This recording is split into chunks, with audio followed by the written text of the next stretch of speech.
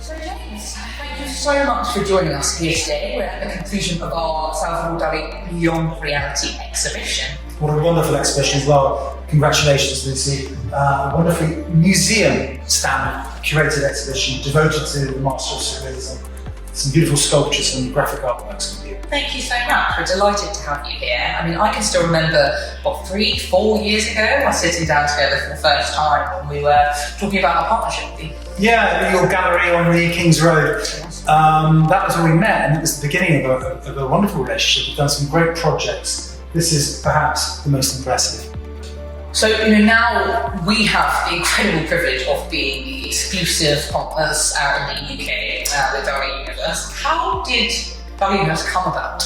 The Dalí Universe has a relationship with the master, Salvador Dalí, through our company president, Mr. Benjamin Levy.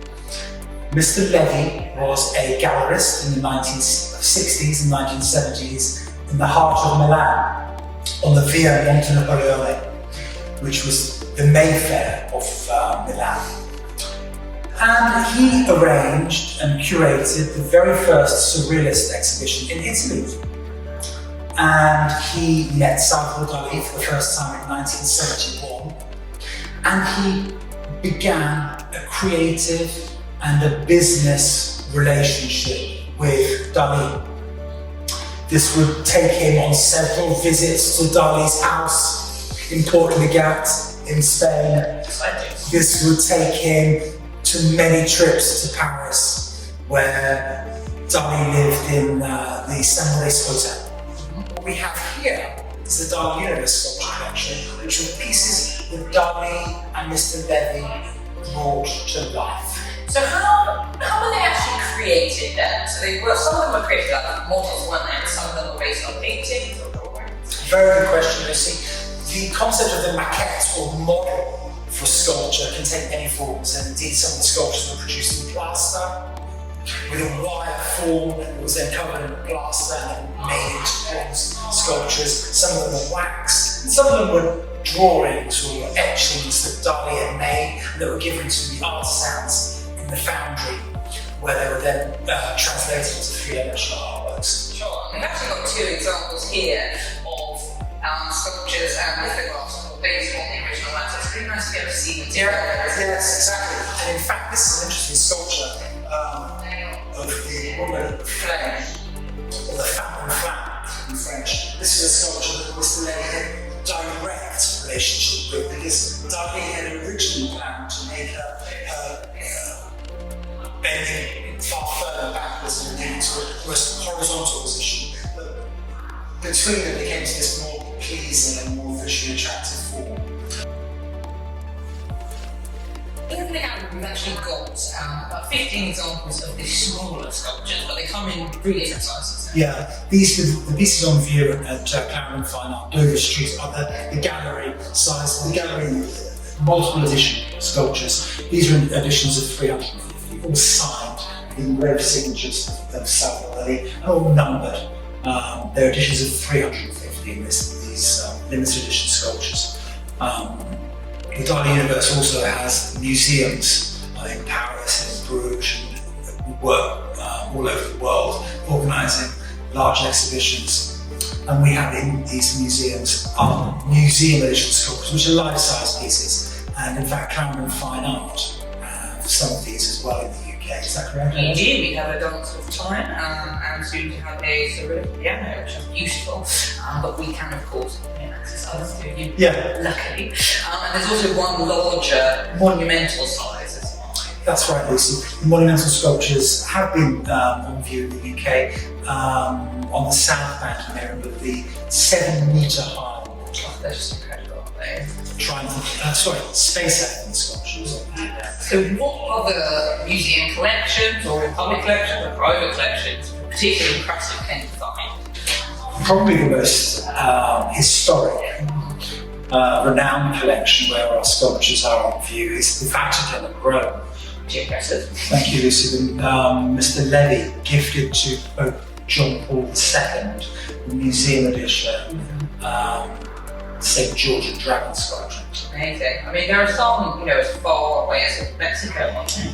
Yeah, the Mayfair Museum in Mexico City was the a passionate project of Carlos Slim, and he put together a wonderful collection of sculptural artworks, and the Dalí sculpture collection, Dalí Universe sculpture collection, forms very much the heart of that. Well, I imagine you can find some in his hometown of Honduras. Yes, yeah, homage to Newton, and one or two other sculptures from the collection are there. And of course, the Salvador Dalí collection in Florida, in Tampa, which is one of the leading, most prestigious Salvador Dalí museums dedicated to the master, has a collection of the Salvador Dalí sculptures as well. So they're all over the world.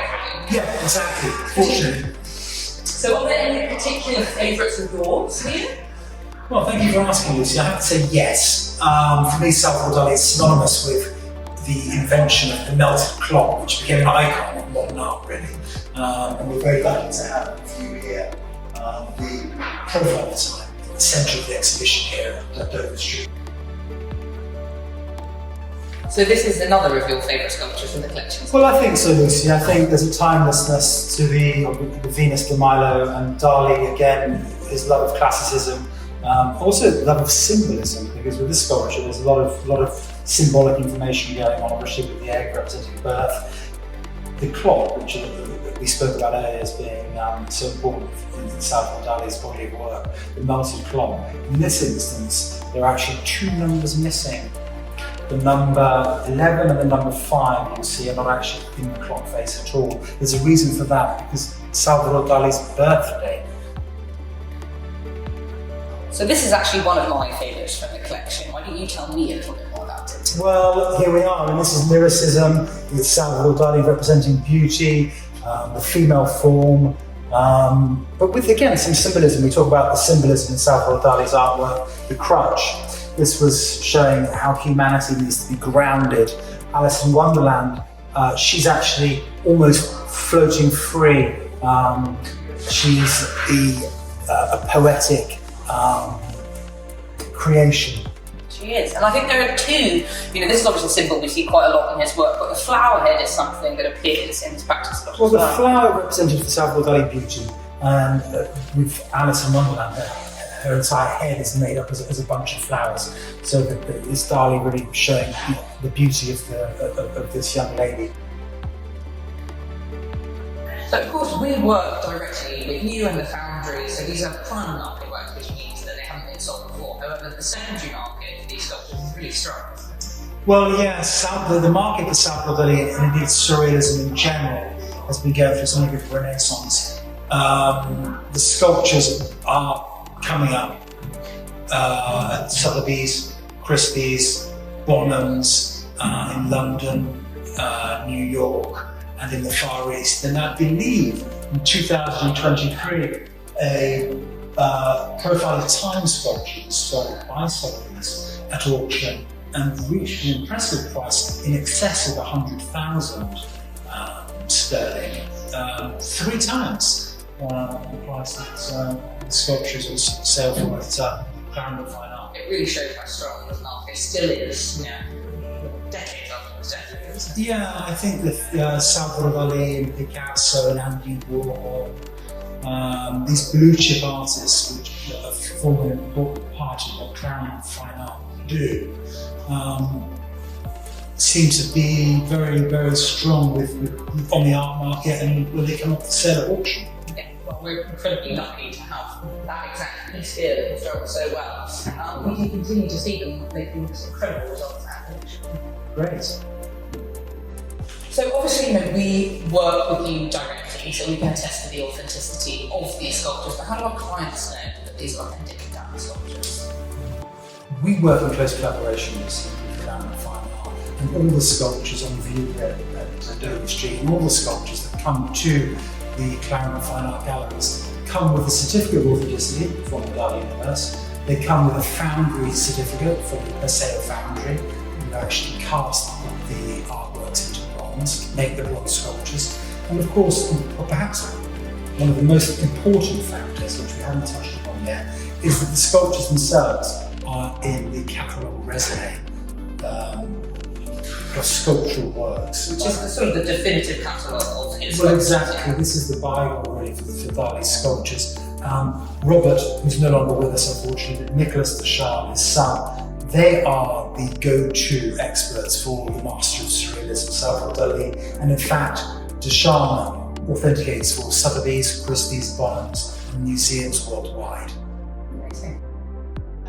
Well, thank you, James, so much for coming and talking to me today. It's been a really incredible conclusion to our show, Beyond Reality here. Well, I came to the opening of the Beyond Reality exhibition, and the opening night was absolutely fantastic and packed full of people.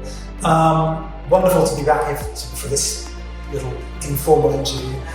A bit sad to see the artworks leave Dover Street. Are there plans for them to go on? Will there be a Beyond Reality exhibition? Well, it will be a different theme to it. There'll be slightly different graphic works, different lithographs and etchings, because I imagine the majority of these will have sold in November, where we're going to be showing the sculpture collection of different works in our Longing gallery.